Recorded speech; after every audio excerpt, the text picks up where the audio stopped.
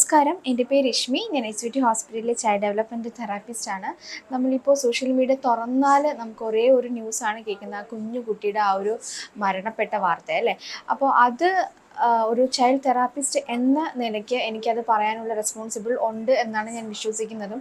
So അതിനെക്കുറിച്ചിട്ട് കുറച്ച് കാര്യങ്ങൾ എനിക്ക് നിങ്ങളോട് ഷെയർ ചെയ്യണമെന്ന് ഞാൻ ആഗ്രഹിക്കുന്നു.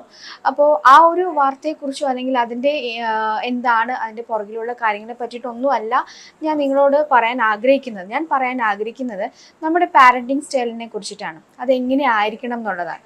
ഇപ്പോൾ ഈ ഒരു ന്യൂസ് മാത്രമല്ല, ഇതുപോലെ തന്നെ പല രീതിയിലുള്ള ഇൻസിഡൻസ് നമ്മൾ കണ്ടുവരുന്നുണ്ട്, കേട്ട് വരുന്നുണ്ട്. അപ്പോൾ ഇതിൻ്റെയൊക്കെ പുറകിൽ എന്ന് നമ്മൾ ചിന്തിക്കുമ്പോൾ നമ്മൾ കൂടുതലും ആയിട്ട് നോക്കേണ്ടത് പാരൻസിൻ്റെ കാര്യങ്ങളാണ്. കാരണം പാരൻസിൻ്റെ മിസ്റ്റേക്ക് കൊണ്ടിട്ടാണ് ഇങ്ങനത്തെ ചില കാര്യങ്ങളൊക്കെ. മിസ്റ്റേക്ക് എന്ന് പറയുമ്പോൾ ഈ ഒരു കാര്യം തന്നെ എടുക്കുവാണെങ്കിൽ ചിലപ്പോൾ മിക്ക സംഭവങ്ങളുടെ ബാക്ക് സൈഡ് നമ്മൾ നോക്കുമ്പോൾ ഒന്നുകിൽ അതൊരു ഫാമിലി ഇഷ്യൂസിലോട്ട് പോകുന്ന കാര്യങ്ങളായിരിക്കും കുഞ്ഞുങ്ങൾ ബലിയാടാവുന്നത്. രണ്ടാമത് നോക്കുകയാണെന്നുണ്ടെങ്കിൽ ഒരു മെറിറ്റൽ അഫയേഴ്സ്, എന്തെങ്കിലും വേറൊരു എക്സ്ട്രാ അഫയേഴ്സ്, ആ ഒരു അഫയേഴ്സ് കൊണ്ടിട്ടും ബലിയാടായി പോകുന്നത് ഈ കുഞ്ഞുങ്ങൾ തന്നെയാണ്. അപ്പോൾ എനിക്ക് പറയാനുള്ളത്, നമുക്ക് കുഞ്ഞുങ്ങളെ വേണ്ട എന്നൊരു പ്ലാനിങ് ഉണ്ടെങ്കിൽ നമുക്ക് പല രീതിയിലുള്ള പ്രിക്കോഷൻസ് നമുക്ക് എടുക്കാനുള്ള സാഹചര്യം അല്ലെങ്കിൽ സൗകര്യം നമ്മുടെ ഈ സൊസൈറ്റി തന്നെ ഉണ്ട്. അപ്പോൾ ഏതൊക്കെയാണ് എന്നുള്ളത് നിങ്ങൾക്ക് നന്നായിട്ട് തന്നെ അറിയാം. ആ രീതിയിലുള്ള പ്രിക്കോഷൻസ് നമ്മൾ എടുക്കുക എന്നുള്ളതാണ്. അല്ലാണ്ട് നമ്മൾ ഒരു കാരണവശാലും കുഞ്ഞു മക്കളെ നമ്മൾ ഉപദ്രവിക്കാനോ മെൻ്റലി ടോർച്ചർ ചെയ്യാനോ അല്ലെങ്കിൽ ഫിസിക്കൽ ടോർച്ചർ ചെയ്യാനോ നമ്മൾ പാടില്ല എന്നുള്ളത്. ഇതിനെ നമ്മൾ കൃത്യമായിട്ട് പറയുകയാണെങ്കിൽ ചൈൽഡ് അബ്യൂസ് എന്നാണ് നമ്മൾ വിളിക്കേണ്ടത്. അപ്പോൾ ഇങ്ങനത്തെ ഒരു ചൈൽഡ് അബ്യൂസ് നമ്മളിപ്പോൾ ഉടനീളം ഒത്തിരി കൂടിക്കൊണ്ട് വരികയാണ്, നമ്മൾ പ്രത്യേകിച്ച് നമ്മുടെ ഈ ഒരു കേരളത്തിൽ.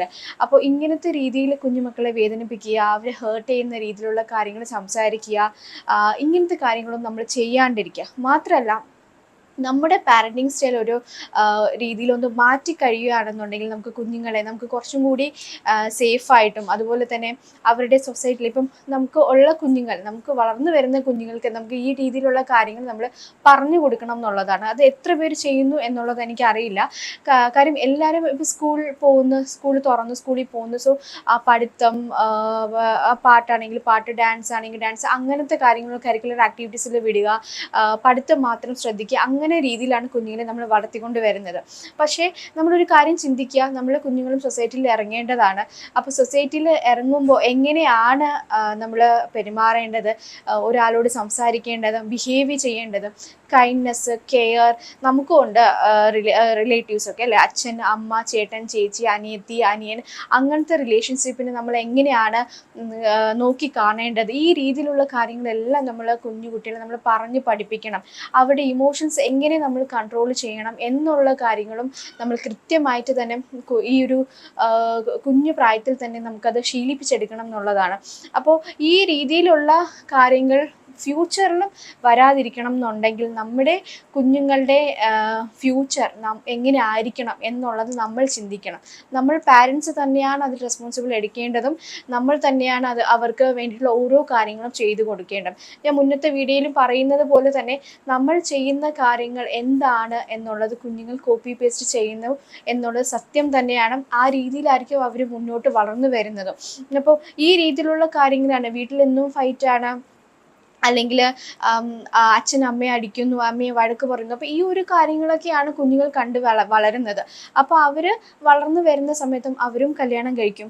സോ ആ സമയത്താണെങ്കിലും ഈ ഒരു രീതിയിൽ ഈ ഒരു പാറ്റേൺ ആയിരിക്കും അവർ ഫോളോ അപ്പ് ചെയ്യുന്നത്. കാരണം ആ കുഞ്ഞ് കണ്ട് വളർന്ന സാഹചര്യം, സിറ്റുവേഷൻസൊക്കെ അങ്ങനെയാണ്. സോ നമ്മൾ ചെയ്തു കൊടുക്കുന്ന കാര്യങ്ങൾ ആണ് കുഞ്ഞുങ്ങൾ ഏറ്റവും അധികം പഠിക്കുന്നത്. അപ്പോൾ നല്ല രീതിയിലുള്ള കാര്യങ്ങൾ, നല്ല രീതിയിലുള്ള പ്രവർത്തികൾ നമ്മൾ കുഞ്ഞുങ്ങളുടെ മുന്നിൽ അല്ലെങ്കിൽ അവരോട് പറഞ്ഞ് ചെയ്യാനായിട്ട് നമ്മൾ പ്രോത്സാഹിപ്പിക്കുക എന്നുള്ളതാണ്.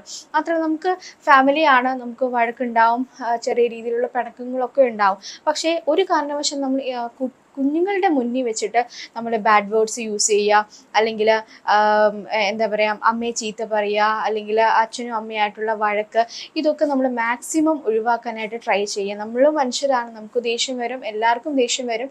പക്ഷേ നമുക്കൊന്ന് കൺട്രോൾ ചെയ്യണം. അതിനാണ് ഞാൻ പറഞ്ഞത്, നമ്മുടെ ഇമോഷൻസ് കൺട്രോൾ ചെയ്യാനുള്ളത് നമ്മൾ എങ്ങനെയാണ് എന്നുള്ളത് കുഞ്ഞുങ്ങളെ നമ്മൾ പഠിപ്പിക്കണം എന്നുള്ളത്. അത്രയല്ല, ഒരു പ്രധാനപ്പെട്ട കാര്യം കൂടി, നമ്മൾ ഇതുപോലുള്ള ചൈൽഡ് അബ്യൂസ്, ഇതുപോലെ കുഞ്ഞുങ്ങളെ വേദനിപ്പിക്കുക, കുഞ്ഞുങ്ങൾക്ക് എന്താ പറയുക മെൻ്റൽ ടോർച്ചർ കൊടുക്കുക, ഫിസിക്കലി വേദനിപ്പിക്കുക, അങ്ങനെ എന്തെങ്കിലും ഒരു ന്യൂസ് അല്ലെങ്കിൽ വാർത്ത നിങ്ങൾ അറിയുകയാണെന്നുണ്ടെങ്കിൽ 1098 എന്ന ചൈൽഡ് ഹെൽപ്പ് ലൈനിൽ നിങ്ങൾ വിളിക്കാൻ മടിക്കരുതെന്നുള്ളതാണ്. കാരണം പലർക്കും പേടിയാണ്, അത് ഇനി കേസാവോ അല്ലെങ്കിൽ അതിന് പുറകെ പോകേണ്ടി വരും. പക്ഷെ നമ്മൾ ഓർക്കുക, നമ്മുടെ സൊസൈറ്റിയിൽ ഇതുപോലുള്ള കാര്യങ്ങൾ, ഇതുപോലുള്ള മരണ വാർത്തകൾ വീണ്ടും, അത് പ്രത്യേകിച്ച് കുഞ്ഞു കുട്ടികൾ വീണ്ടും വരാതിരിക്കണം എന്നുള്ളത് നമ്മൾ ഓരോരുത്തരും നമ്മുടെ മനസ്സിൽ ഓർത്തിരിക്കണം എന്നുള്ളതാണ്. അപ്പം അങ്ങനത്തെ ഇൻസിഡൻസ് നിങ്ങൾക്ക് കേൾക്കുകയാണ്, കാണുകയാണ് എന്നുണ്ടെങ്കിൽ നിങ്ങൾ അപ്പോൾ തന്നെ 1098 എന്നൊരു കോൺടാക്ട് നമ്പറിൽ, ഈ നമ്പർ മറക്കാതിരിക്കുക, കുഞ്ഞുങ്ങൾക്ക് വേണ്ടിയുള്ള ഹെൽപ്പ് ലൈൻ നമ്പറാണ്.